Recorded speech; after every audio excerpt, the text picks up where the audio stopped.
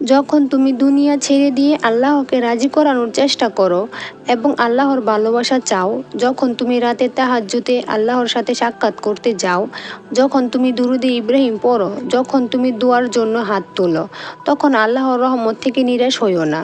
আর যখন ভালোবাসা পেয়ে যাবে, তখন তোমার দুনিয়ার কোনো কিছুর প্রয়োজন পড়বে না। যদি আল্লাহকে পেয়ে যাও, তাহলে সেই সব কিছু পেয়ে যাবে যা তুমি চাও। আজকের গল্পটি এক বোনের জীবনে দুইটি বড় মিরাক্কেল গল্প।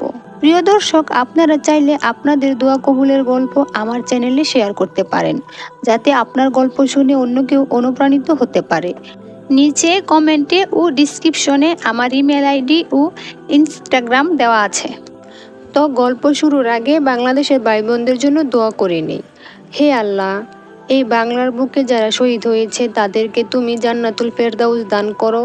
হে আল্লাহ, যারা জীবিত আছে এবং বিপদে আছে তাদেরকে তুমি হেফাজত করো।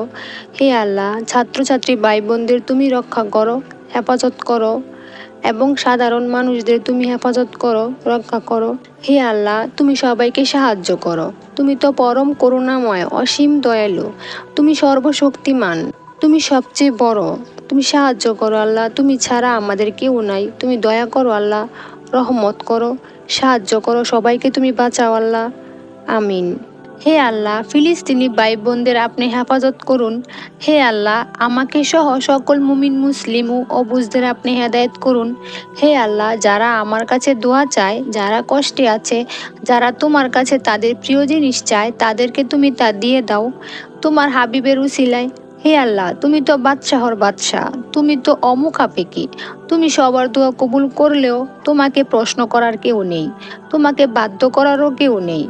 আল্লাহ, মেহেরবানি করে সকলের দোয়া কবুল করে নিন আপনার পবিত্রতার উসিলায়। আমিন। এই বোনটি লিখেছেন, আমার বিয়ের 8 বছর হয়ে গেছে, আর 8 বছর পর আল্লাহ আমাকে তাহাজ্জুদ পড়ার তৌফিক দিয়েছেন। আমার সাথে যে মিরাক্কেল হয়েছে সেটা দুরুদে ইব্রাহিমের ফজিলত। আল্লাহর শুক্রিয়া, আমি 3 মাস ধরে তাহাজ্জুদ পড়ছি, আর আল্লাহ আমার সমস্যার সমাধান করে দিয়েছেন। আমার স্বামীর জব নিয়ে কিছুদিন ধরে সমস্যা চলছিল। আলহামদুলিল্লাহ, তাহাজ্জুদ পড়ার পর 2 রাকাত নফল নামাজ সালাতুল হাজত পড়ি, আর এখন আমার স্বামীর জবের সমস্যার সমাধান হয়ে গেছে। আর এখন আমার আসল কাহিনী বলছি, যা দুরুদ শরীফের বরকত। আমার লাভ ম্যারেজ হয়েছে, আর আমার বিয়ে আমার খালাতো ভাইয়ের সাথে ঠিক হয়েছিল যখন আমি ছোট ছিলাম তখনই। এবং তাদের সিদ্ধান্ত ছিল যে যখন আমাদের লেখাপড়া শেষ হবে তখন আমাদের বিয়ে হবে। কিন্তু আমরা দুজন নিজেদের স্বপ্ন পূরণে ব্যস্ত ছিলাম। আমার স্বামীর স্বপ্ন ছিল সে ভালো একটি জব করবে, আর এটাই হয়েছে। তারপর একটা সময় আমাদের বিয়ের প্রস্তুতি চলছিল, সব কিছু খুব ভালো যাচ্ছিল। এমনকি আমি আমার পছন্দের লেহেঙ্গাও অর্ডার দিয়ে এসেছিলাম। আমরা দুজন দুজনকে অনেক পছন্দ করতাম। আমাদের গায়ে হলুদও হয়েছিল। কিন্তু হঠাৎ সেদিন রাতেই আমার খালার হার্ট অ্যাটাক হয়েছিল এবং সেখানেই মারা যায়। আমি বুঝতেই পারছিলাম না এটা কি থেকে কি হয়ে গেল, কিন্তু আল্লাহ যা ভালো মনে করেন তাই করেন। আমার খালাতো বোন তখন খালার কুলখানির পর আমাকে বলে দিয়েছিল, আমরা তোমাদের সাথে কোনো সম্পর্ক করব না, কারণ সে আমাকে অলক্ষী মনে করতে থাকে। সে আমাকে বলেছিল আমার জন্যই নাকি তার মা মারা গেছে। আমার স্বামীও তখন তার বোনের কথায় হয়তো এগ্রি ছিল। তখন আমি নিজেকে ঘৃণা করতে থাকি। কিন্তু আপু, একটা হয় মানুষের পরিকল্পনা, আরেকটা হয় আল্লাহর পরিকল্পনা। তারপর সব কিছু তো শেষ হয়ে গিয়েছিল। আমি আত্মহত্যা করার কথাও ভেবেছিলাম। প্রথমে আমি নামাজ পড়তাম না, কিন্তু ধীরে ধীরে আমি নামাজ পড়তে শুরু করি।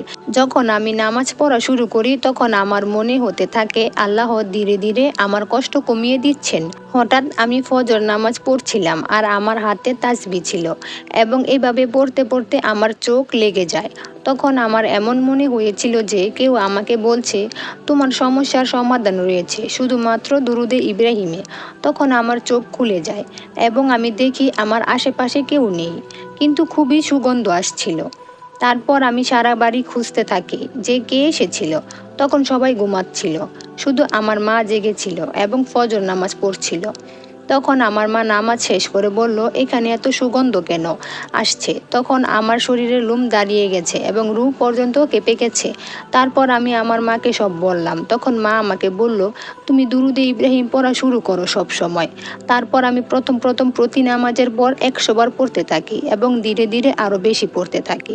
ধীরে ধীরে আমি আলহামদুলিল্লাহ ঠিক হয়ে গেছি। তো এখন হয়তো আপনি ভাবছেন এই গল্পে আমার স্বামী কোথায়? এখন বলবো দুরুদে ইব্রাহিম আমার জন্য কোথা থেকে মুজিজা করেছে। দুরুদে ইব্রাহিম পড়তে পড়তে আমার 1.5 মাস হয়ে যায়। তো হঠাৎ একদিন আমার খালার সবচেয়ে বড় মেয়ে লন্ডন থেকে আমাদের বাসায় আসে আর মা বলে, তুমি আজ কিভাবে আসলে? এই খালার চেহারা দেখতে তখন সে হঠাৎ মাকে জড়িয়ে ধরে আর মাফ চাইতে থাকে। আমি তখনও দুরুদে ইব্রাহিম পড়ছিলাম আর আমার সব কিছু স্মরণ আসছিল তখন।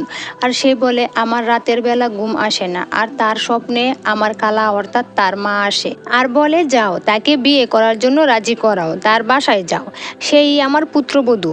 আর সে বলে, হঠাৎ ঘুম থেকে উঠে পড়ি। তারপর সে তার ছোট বোনকে বলে, তুমি এখনই গিয়ে তার কাছে মাফ চাও। আর বিশ্বাস করুন, আমি তো কষ্টে ছিলাম, আমার স্বামীও কষ্টে ছিল।